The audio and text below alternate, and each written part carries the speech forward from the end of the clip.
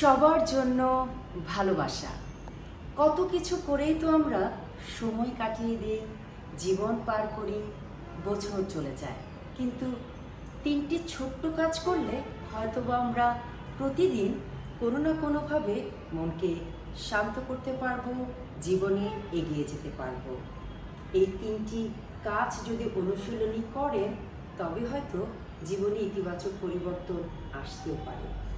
প্রথমত, আমরা যে কাজটি করতে পারি, আমাদের জীবনে যে কাজটি ঘটে গেছে বা যে কাজটি আমরা করে ফেলেছি সেই বিষয়ে 5 মিনিট ভাবার পর সেই ভাবনাটা বন্ধ করে দিন, জীবনে সামনের দিকে এগিয়ে যান। যেই ঘটনাটি ঘটে গেছে সেখান থেকে যে শিক্ষাটা নিয়েছেন তাকে নিয়ে সামনে এগিয়ে চলুন। দ্বিতীয় যে কাজটি, প্রতিদিন রাতে নিজের যে ডায়েরি আছে সেখানে লিখুন আজকে সারাদিন কোন কাজটিকে অবহেলা করেছেন, যেই কাজটি করা খুব বেশি দরকার ছিল। সেই কাজটি পরের দিন করুন, সেই কাজটির প্রতি মনোযোগ দিন, দেখবেন আপনার মন একেবারে ভালো হয়ে গেছে।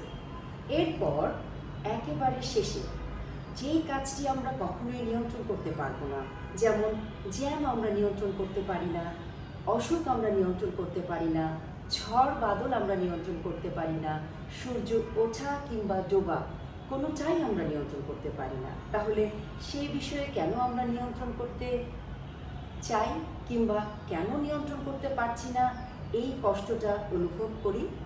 এই নিয়ন্ত্রণ করা বন্ধ করে যা ঘটছে তাকে গ্রহণ করুন এবং সামনে এগিয়ে চলুন। এই তিনটি কথা সবসময় মনে রাখবেন। অতীতকে নিয়ে বেশি চর্চা করবেন না, অতীতকে সাথে নিয়ে সামনে এগিয়ে চলুন।